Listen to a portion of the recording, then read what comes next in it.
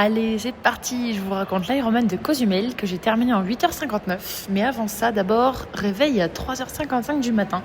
Je prends mon gâteau sport et un bol de riz dans la chambre, comme d'habitude. Ensuite, j'enfile ma trifonction, je fais ma tresse.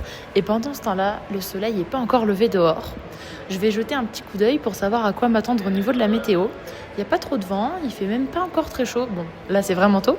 Et il y a même un ciel super dégagé, on voit les étoiles. Ensuite, je vais prendre un bus qui va m'amener jusqu'à l'aire de transition 1. Alors, ce qu'il faut savoir sur l'Ironman de Cozumel, c'est qu'il y a un fonctionnement un petit peu particulier avec différentes zones. On a une aire de transition qui n'est pas au même endroit que l'aire de départ en natation, parce que la natation se fait en ligne droite, 3,8 km pour aller d'un point A à un point B. Et ensuite, on a encore une troisième zone qui est différente pour l'aire de transition 2 et pour l'arrivée. Donc du coup le matin on prend un bus qui nous amène de l'hôtel à l'aire de T1 et ensuite une fois qu'on aura fini de préparer nos affaires et notre vélo, on va prendre un autre bus qui va nous amener jusqu'au départ natation. Quand j'arrive à l'aire de transition, j'essaye d'avoir mes affaires qui soient déjà le plus prêtes possible dans mon sac à dos.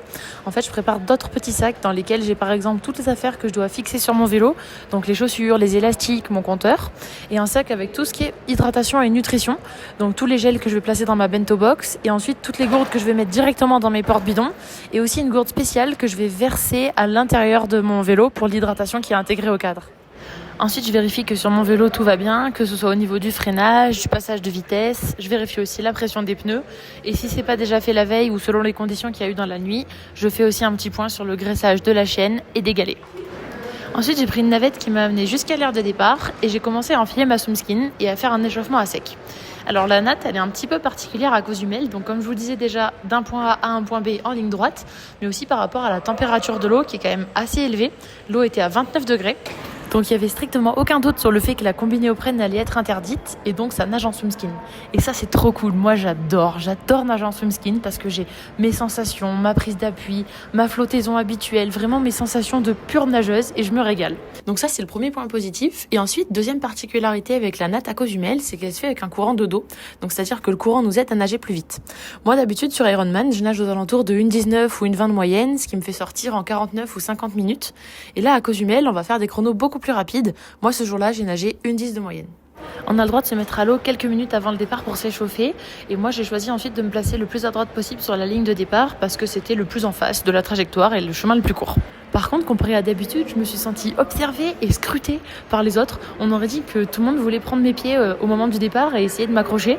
Donc je me suis dit, punaise, ça doit vraiment pas être facile d'être Lucy Charles parce que je sais que ça, tout le monde lui fait sur chaque course et ça doit vraiment pas être marrant. Bon, ça m'a pas trop déstabilisée et je me suis rapidement retrouvée seule, mais voilà, ça m'a un petit peu fait rire et ça m'a fait penser à elle qui doit vivre ça à chaque fois. Donc du coup, j'ai nagé seule en tête pendant toute la partie natation. Au bout d'un quart d'heure environ, j'ai rattrapé certains des pro-hommes qui étaient partis quelques minutes avant nous. Et ensuite, comme je vous le disais, vu que c'était une ligne droite, en fait, j'ai essayé surtout de me concentrer sur moi, sur ma technique, pour pas trop m'endormir, parce que c'est quand même assez monotone. Du coup, il n'y a aucun changement de direction.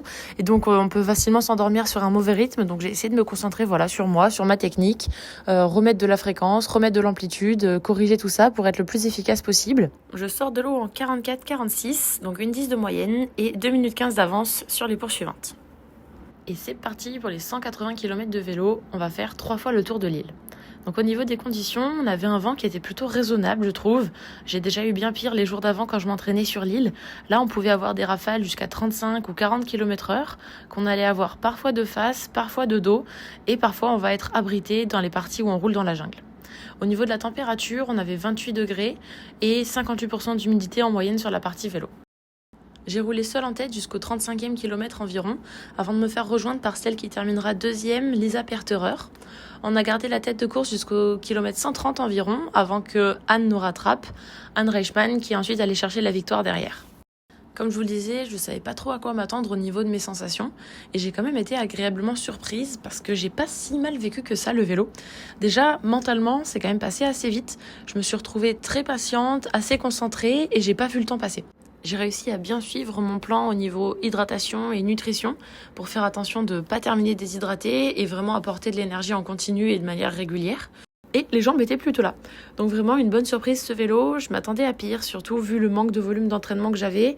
J'abordais pas la course de la manière idéale d'un point de vue de l'entraînement et ça s'est quand même bien passé.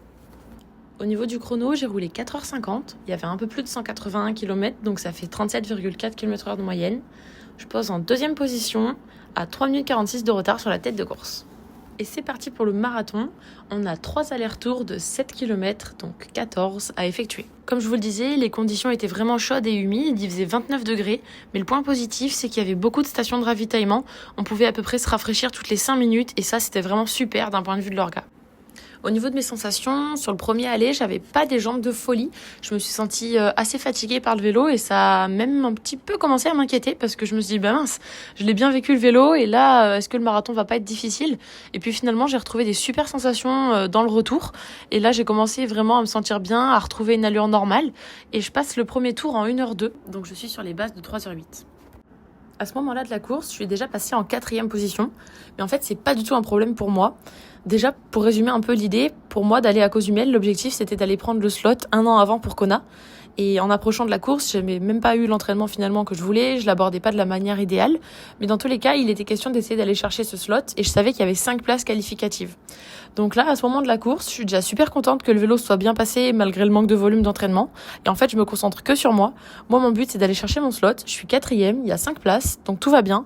Et en fait, je suis pas du tout en train de le vivre comme un échec, mais plutôt au contraire. Je suis super contente parce que j'ai quand même pas mal d'avance sur la 5e et encore plus d'avance sur la 6e. Donc normalement, tout se passe bien et je suis en bonne voie pour le slot.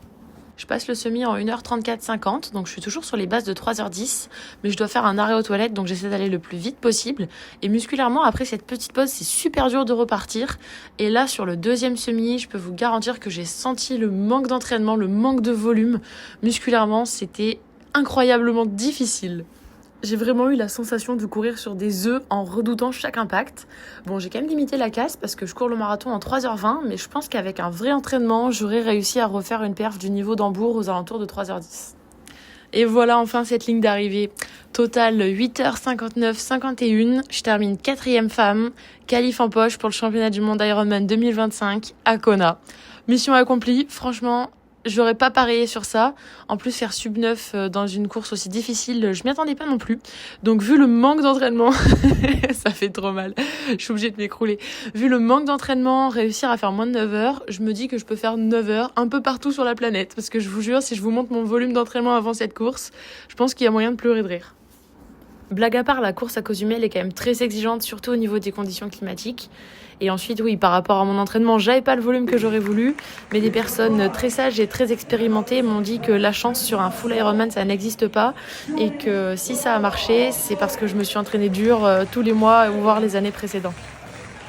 Voilà, donc dénouement et fin de l'histoire très heureuse, on va dire, à Cozumel. J'étais vraiment pas sûre de mon niveau de forme, ça a quand même bien marché. Je réussis à terminer 4e. Je repars avec la qualif pour le championnat du monde à Kona. J'ai presque un an pour me préparer. C'est une tranquillité et une chance vraiment super dans la construction de ma saison 2025. Je vais pouvoir choisir mes courses complètement librement, sans aucune pression dans le calendrier de devoir intégrer des courses pour aller me qualifier, puisque la qualif, c'est bon. Je l'ai en poche, je me suis fait un petit cadeau de Noël en avance. Et la fameuse question, est-ce que tu veux ton slot? Oui!